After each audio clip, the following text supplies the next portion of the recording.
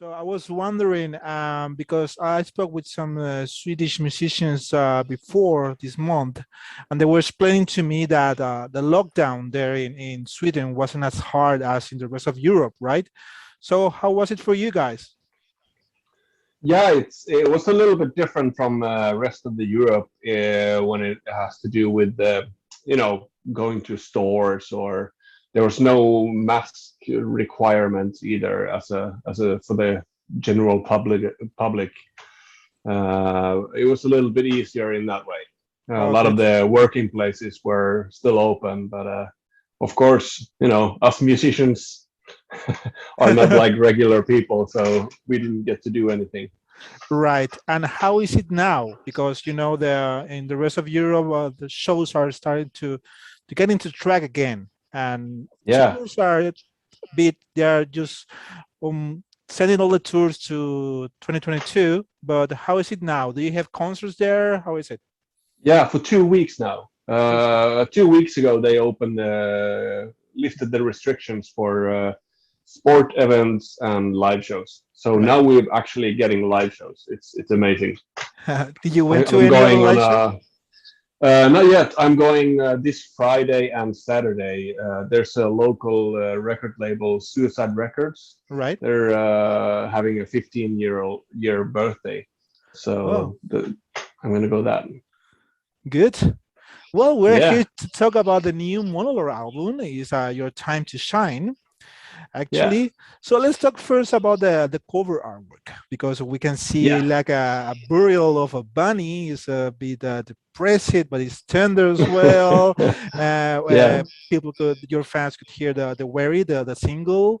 Is we don't know if it is starts depressing and then gives a lot of hope, and it's like a message to, you say it's a message to future generations, like well, we're sorry, no, we fuck up this, maybe you need to yeah, fix it, right? pretty So much. yeah, so explain us the cover artwork first. What is it? Yeah, so the cover album is it's a dead rabbit Yeah. and a burial ritual for that, and it was just something very uh, something so dramatic but beautiful Uh-huh. in the image, that kind of like made sense for the album theme in a way. Like you said, it's kind of like a apology for the younger generations that we should just give up and just like please do a better job than we did. So so so yeah.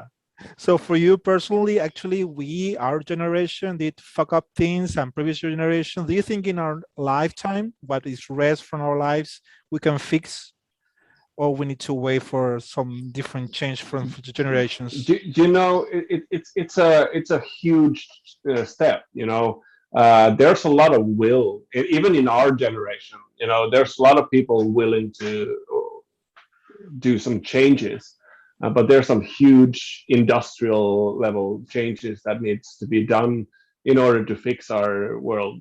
In as it when it comes to environmental issues, at least, you can't really leave it to the individual. It's not about you or me driving less cars. Yeah. Or not eating a burger tomorrow. But Right. it's bigger issues than that. So it's not just as simply as it's our generation that fucked up. It's a whole level of fuck uppery for the past since the 50s industrial evolution. Right. Good. So this album is, I think, is the first album from Studio Berserk, which is your own studio that you have with you guys now. Is it easier Yeah. now? You can take as much time as you want. It's easier for you guys right now, right?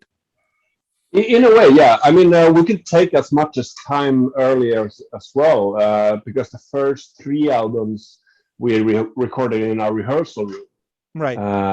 It was only No Comfort that we actually went to more contemporary kind of studio, where we actually paid for like 2 weeks of time Yeah. to record it. but so this time it's Esben's studio that we also rehearse to, but now it's a lot bigger room. You can really get the live sound and like the feel of it, and the control room is very good as well. So it very much makes it easier for us to work on the pre-production of the songs Uh-huh. and also the production of the actual album. All right.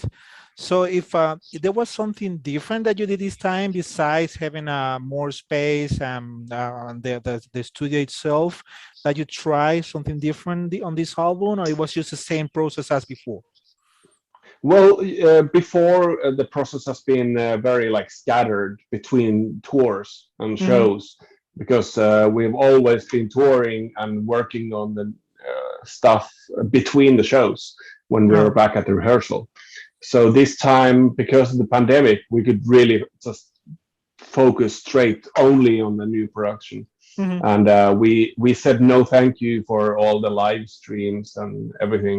We just kept to our rehearsal rooms and focused on the new songs. And that kind of made an effort more for the details Mhm. on our separate instruments too, because we had more time to actually feel what how I want to specifically play this. Mhm. Cool. I think this is the first album where there's actually completely clean bass somewhere in the album. Otherwise, it's always distorted or fussed out. Right. Yeah. Actually, Yeah, I was listening to the album a couple of times, and it's true. You can clearly hear the bass lines without distortion, and it does. Maybe yeah, that's a change, right? And you come yeah, from Rotten Sound. That's good, you know. yeah, yeah, Yeah. exactly. So it's 5 songs, 39 minutes. I think it's perfect timing for an album, especially people who knows what Monolord is about. So Right. there was something that you wanted to add, and you say, no, no, let's leave it in 39 minutes, and that's it. Or that was the only 5 songs you wrote for this release. Right. We wrote more material, so there's more songs, but quite early on we noticed that these 5 songs really work well together, Hmm. and they kind of make like a more complex album, not without repeating any of the structures or melodic themes. Hmm. So we very and also that made us happy because we really wanted to make this album as a single LP. All the other albums have been double LPs, so we really wanted to make like a single LP album uh, that it's just like it's a little bit more accessible Hmm. as a listener, I Right. think. So it was like fun to experiment with like the A side is like 3 a little bit shorter songs Yeah. compared to the rest of the stuff that we've done. Exactly. Yeah, yeah. I noticed as well that it's known that Monolord doesn't do your 3 minute single that all other bands do. Yeah, You have 7 minutes or 11 minute songs, and actually there are yeah, shorter songs here. So you are following a path that is actually more melodic songs, and they are shorter. Right? yeah, Maybe yeah, you can include more new songs on your set, not only like 4 or 5 songs of 11 minutes each. yeah, Yeah. exactly. Yeah, that's right. You know, it was like an experiment for us as well, and also still like continuing the same path, like the Weary, for example. It's Yeah. a true tribute to Black Sabbath, kind Yeah. of like straight on, straightforward. So it's a clear influence on, at least on that song, right? Oh, sure. Yeah. Yes. Right. And also you are having a tour soon. You are coming also to Spain. This program, Yeah. fingers crossed, everything can do good Yeah. in all the countries, because right now we are having shows as well here in Spain, but it's a limited firm, so we don't know how is it going. I think for when you guys come, everything is gonna be okay. But Let's hope so. right, so are you already planning on the set list for that tour, for those shows? Do you know if you're gonna include two or three or just one new song? Do you already know how it's gonna Right. be? Yeah, we're right now rehearsing. We were just yesterday rehearsing the live set Hmm. and working on which songs we want to play. So yeah, Yeah, and it's it's pretty can you much. can you tell us something about it? It's gonna be like the Wary, of course. I assume it's gonna be there on the set list, but it's gonna include more new songs on the set list, or just one, or. I don't want to kill any surprises. You Okay, know. so the band that is going on tour with you is pretty cool. I want to know, do you Yeah. have any decision on this? On do you choose who you Yeah. want to tour with, or it's I don't know, it's an agency that put the bands there, or. It's always, of course, cooperation that we decide together. But we really wanted to tour together with the Black Label. We toured with them in the States right before the pandemic hit. Hmm. We did a full tour with Blackwater Holy Life, Oh, cool, cool. and they've really grown to be like great friends of ours. Right, I really like all of them, so cool. it's going to be fun to be on the road with them. Right. So it was a big announcement that when you sign up with the Relapse Records, who is gonna release his album as well. So now that you are some months with them, some time with them, how is it going? How is it for you? It's as big as we can see it from outside that, oh, this band is signing with Relapse. How is it for you guys? Yeah, I think it's great. I mean, the label is very, rooted. They have a lot of experience. Yeah. So a lot of them are they're true professionals at what they do. Even like working with the European division, Yeah. Frank at Petting Zoo. He really knows everything how to do it and put together. It feels great to be trusted by that level of professionality. Like the album, the last one, like the limited edition, we Hmm. just came up with the crazy idea that yeah, we want to have a lighter and your fold together church. Can you make that happen? And like a couple of weeks later, hey guys, we made it happen. It's you know not a lot of labels would even try that. Yeah. It was fun. Yeah, I was assuming that you have a bigger budget, maybe with a label like this, and they can reach to more people. Yeah, of course. Yeah, Maybe you are noticing that as well. You're getting more fans, bigger tours, maybe, right? yeah. It's always hopeful to see some growth because we really want to do this for the rest of our lives, and that makes it easier if we can actually make a little bit of money of it. So Yeah, of course. you don't have to have a profession on the side. Yeah. It's always hard to take time off from works, like if you tour like 4 times a year. So Exactly. Right. So the album is not released yet. It's gonna be released on the 29th of October, right? But yeah. I assume that some of your friends or some colleagues in the music business already heard the album. Do you have any feedback so far? Yes, very, very much good feedback from our friends. And actually, right now, as we're doing this interview, Uh-huh. we're releasing the second single, Yeah. I'll Be Damned. Hmm. And yeah, it feels great. We really try to not share it that much. Like Relapse said, like please don't share too much to your friends.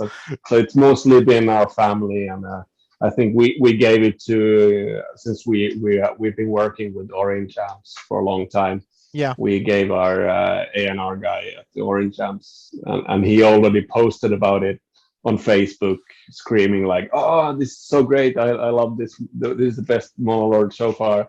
And then Relapse told him like, "Take it down." so he didn't post it. Cool. So, what's the biggest compliment that you have from your music with Monolord so far in all these albums, or something that someone told you and you it really stuck to your head? Like, say, okay, this guy actually got it right. Do you remember something like that? It's hard to say because it still like amazes me that people want to listen to us. So Yeah. it's I mean like we started only like as a side project and we had no expectations, and since Writing Easy signed us and we've been able to tour so much all over Europe and the States and Australia, it still amazes me and all three of us that. Well, sorry, All are you right. still there? Yeah, Yes. yeah. Yes. Sorry. So it still amazes us all that we're getting to do this. Yeah. It's an amazing feeling, and meeting all the fans on the road, and it's just all those reactions are cool. Yeah. And as we said before, as this album has shorter songs and more melodic songs, I think it can change what some people were thinking about you on the first releases. They will say, okay, they are called Monolord because the music is very monothematic, right? The same Yeah, riff, long songs.